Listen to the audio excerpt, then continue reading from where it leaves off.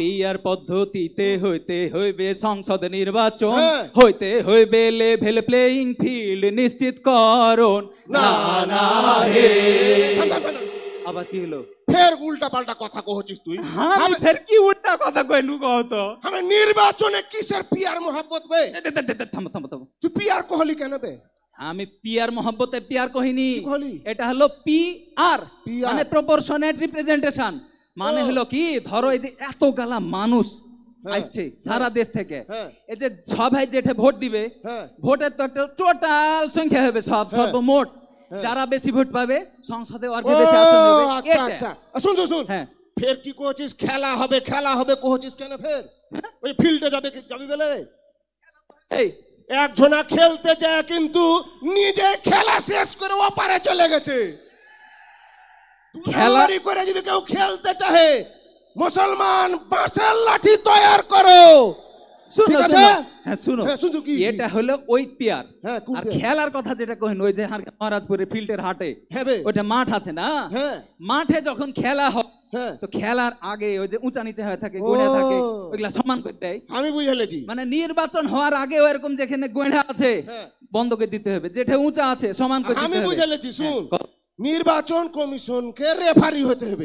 একদম ঠিক কথা। খেলবে এসব দল কাউরের সাথে যেন ফষ্টি না করে। একদম আমি বুঝালেছি নির্বাচন কমিশনকে খেপা ও বুঝালাইনি 17 বছর কি হয়েছে, বেশি রকম টালটি বাল্টি করে বাঁশের লাঠি তৈরি আছে।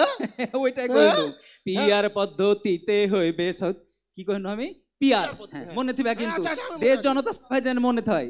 পিয়ার পদ্ধতিতে হইতে হইবে সংসদ নির্বাচন, হইতে হইবে লেভেল প্লেইং ফিল্ড নিশ্চিতকরণ। না না হে প্রবাসীদের ভোটাধিকার দিতে হবে কথা নাই আর, প্রবাসীদের ভোটাধিকার দিতে হবে কথা নাই আর, প্রবাসীদের ভোটাধিকার দিতে হবে কথা নাই আর। কুদা এটা ভালো কথা মনে করেছিস। আবার কি হবে?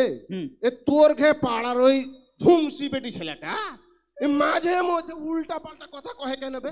আর কইও না আর কথা, ইয়াকেলি যে দেহাটাতে পড়ে গেল বে, হারি মান সম্মান থাকবে না মনে হচ্ছে একদম। আবে কি কইছে শুনছিস? টিভিতে এসে আগা করে কইছে যারা বাড়ির ভিটা মাটি বেচে, গরু বকরি মুরগির ডিম বেচে বিদেশে গেছে, এরা খালি টাকা ইনকাম করার বেলে মেশিন, এরা টাকা পাঠাইবে আর বহু বেটি বেলে বসে খাবে। এরা ফের কেনে ওই দেশের মানুষের লাগে ভোট দিয়া নির্বাচন করে। শুনো না, আচ্ছা কহাত তো তুই বিদেশে 1.5 কোটির উপরে বাঙালি আছে। হ্যাঁ বে, এই বাঙালি বাংলাদেশি মানুষ যারা বিদেশে আছে এরা টাকা পাঠাইছে, এর ঘে টাকাতে দেশের অর্থনীতি সচল হয়েছে। কতগুলা ঋণ ছিল দেশে, ঋণ গালা শোধ হয়েছে, আর ওরা কেবলে ভোট দিতে দিবে না। এটা কথা হলো এরকম কেন করছে রাজি? এরকম করা যাবে না। প্রবাসীর ঘে ভোটের অধিকার দিতে হবে। ঠিক আছে, প্রবাসীদের ভোটাধিকার দিতে হবে কথা নাই আর, প্রবাসীদের ভোটাধিকার দিতে হবে কথা নাই আর, প্রবাসীদের ভোটাধিকার দিতে হবে কথা নাই আর। দেশ ও জাতির কল্যাণে এক হওয়ার সময় এসেছে, দেশ ও জাতির কল্যাণে এক হওয়ার সময় এসেছে, দেশ ও জাতির কল্যাণে এক হওয়ার সময় এসেছে। হে নানা সোহরাওয়ার্দী উদ্যানে জামাতের জাতীয় সমাবেশ হয়েছে। না তাইলে এতক্ষণ হারা যে কথা গেলা কইনু, তার মানে কোনো বৈষম্য থাকা যাবে না। আমরা নতুন যে বাংলাদেশ স্বাধীন করেছি, এখানে কোনো দুর্নীতি থাকবে না, কোনো চেতনার ব্যবস্থা হবে না। একটাই চেতনা, সেটা হলো বাংলাদেশ। বাংলাদেশ সারা নতুন করে গড়ব। ঠিক আছে? নতুন স্বাধীন বাংলাদেশে বৈষম্যের নাই কোনো ঠাই, সব ধরনের দুর্নীতির কবর হইবে বাংলায়। না না হে সুশাসনের সম্প্রীতিতে সবাই মিলে থাকবো মেতে, সুশাসনের সম্প্রীতিতে সবাই মিলে থাকবো মেতে, সুশাসনের সম্প্রীতিতে সবাই মিলে থাকবো মেতে। বাংলাদেশ জামাত ইসলামী এই আহ্বান করিছে, বাংলাদেশ জামাত ইসলামী এই আহ্বান করিছে, বাংলাদেশ জামাত ইসলামী এই আহ্বান করিছে।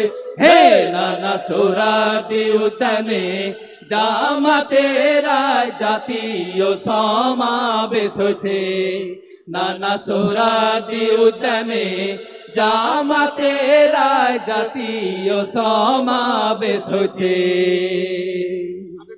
হ্যাঁ, সুন্দর হারকে ডাক্তার শফিকুর রহমান ডাইকেছে হারকে নানা।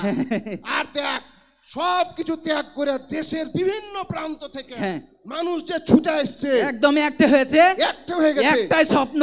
এখানে যে আহ্বান দেয়া হবে, এই আহ্বান, এই নির্দেশনা বুকের মধ্যে নিয়ে যে বাংলাদেশের আনাচে কানাচে ছড়িয়ে দিয়ে নতুন করে একটা বাংলাদেশ গড়ব। ঠিক না? ঠিক আছে। এখানকার সব ঘোষণা, সব কথা বাংলাদেশের সব আনাচে কানাচে হারা ছড়িয়ে দিব। ঠিক আছে তো? সবাই ভালো থাকেন, সুস্থ থাকেন, হারকে লাগা দোয়া করেন। আসসালামু আলাইকুম।